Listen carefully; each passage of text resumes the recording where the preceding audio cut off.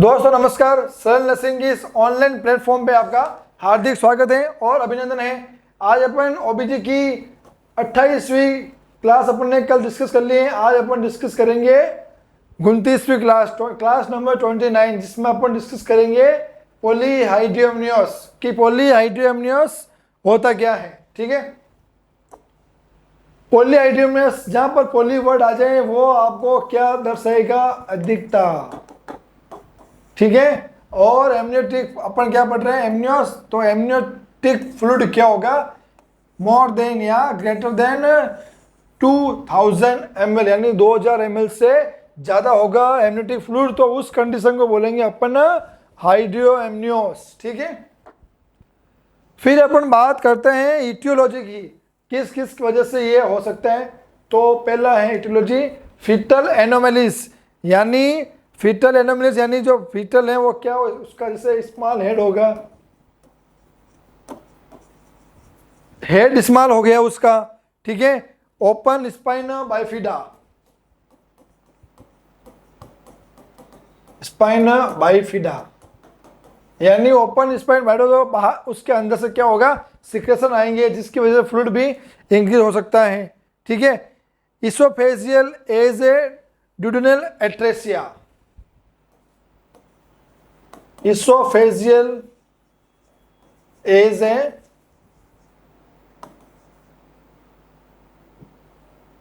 Duodenal atresia. ठीक है, इस कंडीशन की वजह से भी फीटल पॉलीहाइड्रोअम्नियोस हो सकता है। ठीक है, और अपन बात करेंगे फेशियल में क्या होगा? फेशियल क्लेफ्ट होगा। ठीक है, और क्या क्या हो सकता है? और नेक मास हो सकता है। जो नेक क्या हो सकता है? मास।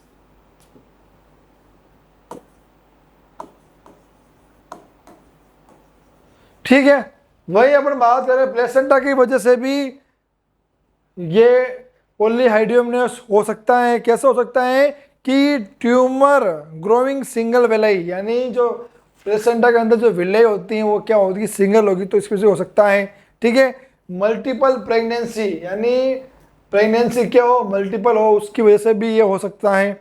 मेटरनल कॉज, अगर मेटरनल कॉज की अपन बात करें तो किसकी वजह से ये हो सकता है? डायबिटीज। ठीक है ना,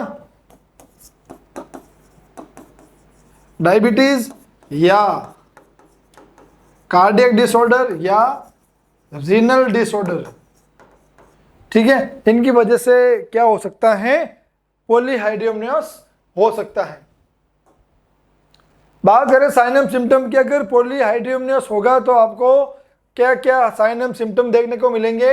तो respiratory problem, dysphagia, breathing difficulty, है ना, varicosity, abdomen is marked and large, fetal part can't feel और FSH not heard।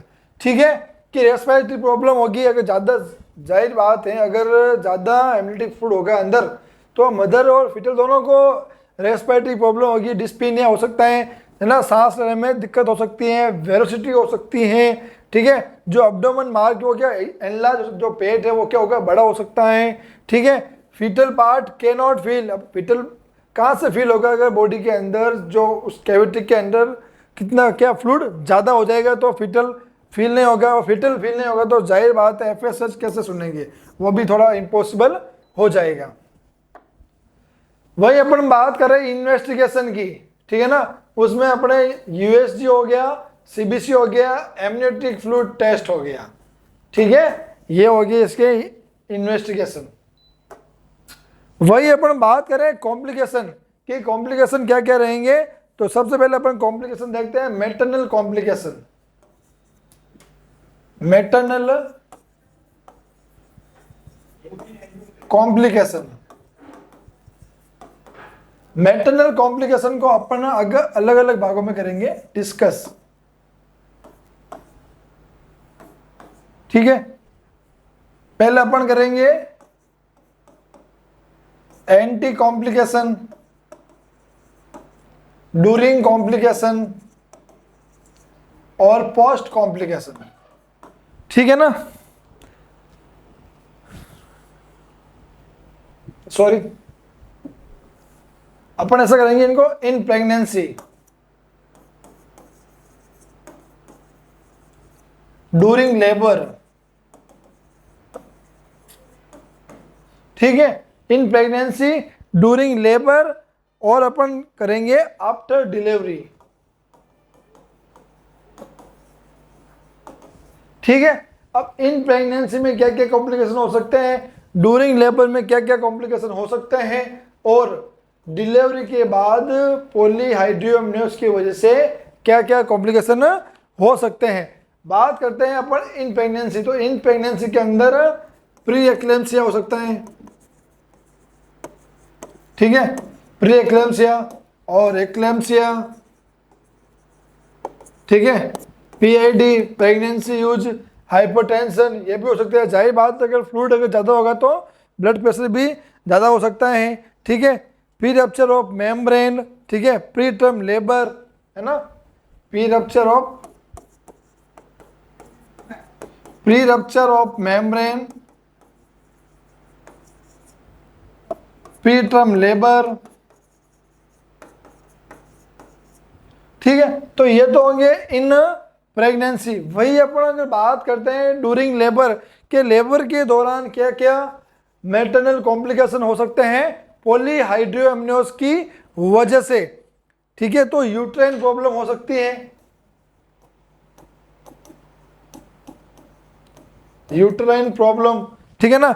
Uterine problem के बाद क्या क्या हो सकता है, increase operative delivery, increase operative delivery, increase operative delivery, कि ऑपरेशन के चांस इसमें ज़्यादा बढ़ जाएंगे, इंक्रीज ऑपरेटिव डिलीवरी, ठीक है। इसमें क्या होगा, ऑपरेशन के जो चांसेस हैं वो ज़्यादा बढ़ जाएंगे, और रिटेन्ड प्लेसेंटा, जो प्लेसेंटा क्या होगा, रिटेन रहेगा, ठीक है। अपन पढ़ रहे हैं ड्यूरिंग लेबर, ठीक है। उसके बाद में पीपीएच हो सकता है इसमें, पीपीएच के बाद शॉक वाली कंडीशन भी हो सकती है, ठीक है। वही अपन बात करें कि डिलीवरी के बाद क्या होगा, डिलीवरी के बाद पीपीएच हो सकता है, ठीक है, और पीपीएच हो सकता है, ठीक है। यही होगा इसमें मेन। तो इस प्रकार ये कॉम्प्लिकेशन है, अपन ने इसको दो भागों में बांटा है, मैटरनल कॉम्प्लिकेशन और फिटल कॉम्प्लिकेशन। मैटरनल कॉम्प्लिकेशन वापस अपन ने तीन भागों में बांटा है, in pregnancy, during labour, after delivery. In pregnancy के अंदर pre eclampsia, eclampsia, PIH, pre rupture of membrane, pre term labour. During labour की बात करें तो uterine problem, increase operative delivery, ठीक है, कि इसमें अगर ज़्यादा होगा एम्नियोटिक फ्लूइड तो ऑपरेशन के चांसेस ज़्यादा रहेंगे, ठीक है। प्लेसेंटा रिटेन होगा, ठीक है, पीपीएच और शॉक, और डिलीवरी के बाद अगर कॉम्प्लिकेशन बात करें तो PPH.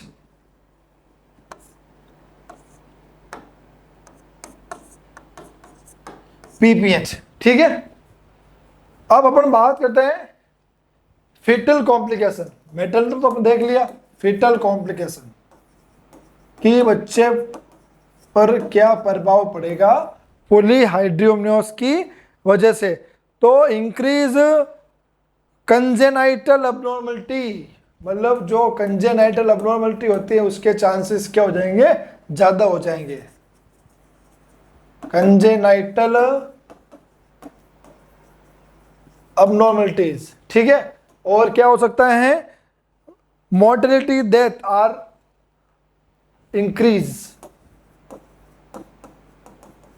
Mortality death are increase, मृत्यु दर इसमें क्या हो जाएगी, इंक्रीज हो जाएगी। वहीं अपन बात करते हैं मैनेजमेंट की कि क्या क्या मैनेजमेंट करना होंगे। सबसे पहले अपन बात करते हैं प्रिंसिपल मैनेजमेंट का। जो प्रिंसिपल है, अपन मैनेजमेंट क्यों करेंगे, to find out the causes. अपन मैनेजमेंट ये फाइंड आउट करने के लिए करेंगे कि ये कंडीशन आखिर पैदा क्यों हुई, ठीक है। To avoid and to deal with the complication, यानी कॉम्प्लिकेशन को डील भी करना है और उसको अवॉइड भी करना है, ठीक है। ये होगा इसका मैनेजमेंट का प्रिंसिपल। फिर अपन बात करेंगे सपोर्टिव थेरेपी, यानी सपोर्टिव थेरेपी देंगे, बेड रेस्ट करेंगे, provide analgesic to relieve pain, ठीक है, relieve constipation by giving milk of magnesia, यानी मिल्क ऑफ मैग्नीशिया देंगे कॉन्स्टिपेशन को रिलीव करने के लिए। Provide antacid heart burning relieving, यानी जो हार्ट बर्न उसको रिलीव करने के लिए, ठीक है ना, हार्ट बर्न हो रहे हैं जिसको अपन बोलते हैं ना, उसको रिलीव करने के लिए एंटासिड देंगे। प्रॉपर देंगे, पोजिशनिंग देंगे, ठीक है ना। Fetal and mother condition maintaining, यानी जो फिटल हैं वो और मदर जो कंडीशन वो क्या करेंगे, मेंटेन करेंगे, ठीक है। और क्या करेंगे अपन, प्रॉपर उसके वाइटल साइन क्या करेंगे, मॉनिटरिंग करेंगे। प्रॉपर वाइटल साइन मॉनिटरिंग, ठीक है। और बच्चे के अंदर अपन प्रॉपर FHR मॉनिटरिंग करेंगे। FHR तो ऐड होगी नहीं, लेकिन फिर भी अपन कोशिश करेंगे कि कैसे भी करके बच्चे की FHR अपन फाइंड आउट करें वो नॉर्मल है या अबनॉर्मल है, ठीक है। फिर कुछ स्पेसिफिक ट्रीटमेंट है, ठीक है। अब स्पेसिफिक ट्रीटमेंट में क्या हो रहा है, अगर जो प्रेगनेंसी है ना, बिफोर 37 वीक है, बिफोर 37 वीक है, और प्रेगनेंसी जो है आफ्टर 37 वीक है। अब अगर जो प्रेगनेंसी है अगर 37 वीक के बाद है तो बहुत अच्छी बात है। अपन क्या करेंगे, इंडक्शन ऑफ लेबर शुरू करके अपन क्या करेंगे, डिलीवरी करवा देंगे, इंडक्शन ऑफ लेबर, और क्या करेंगे, बेबी डिलीवर्ड करवा देंगे, ठीक है ना। और अगर बात आ जाए कि जो डिलीवरी है, जो गेस्टेशन एज है वो 37 वीक से पहले की है और उसको पॉलीहाइड्रोमोनास है, तो अपन क्या करेंगे, अपन करेंगे रिलीव डिस्ट्रेस, यानी डिस्ट्रेस को क्या करेंगे अपन, रिलीव करेंगे, रिलीव डिस्ट्रेस, ठीक है। जो डिस्ट्रेस को क्या करेंगे अपन, रिलीव करेंगे। और fetal anomalies terminate the pregnancy then give the supportive therapy, और अपन क्या देंगे उसको, सपोर्टिव थेरेपी देंगे, सपोर्टिव थेरेपी देंगे, ठीक है ना। सपोर्टिव थेरेपी देंगे।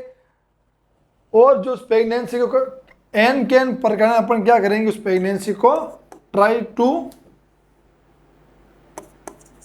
To go up to 37 week, यानी अपन कोशिश करेंगे कि उस प्रेगनेंसी को कैसे भी इंजेक्शन IV फ्लूइड लगा के प्रॉपर मैनेजमेंट करके सपोर्टिव थेरेपी देके अपन उसको 37 वीक पर ले जाएं, ताकि 37 वीक ले जाने के बाद अपन उसकी डिलीवरी करवा सकें और उसको लास्ट में अपन हेल्थ एजुकेशन देंगे।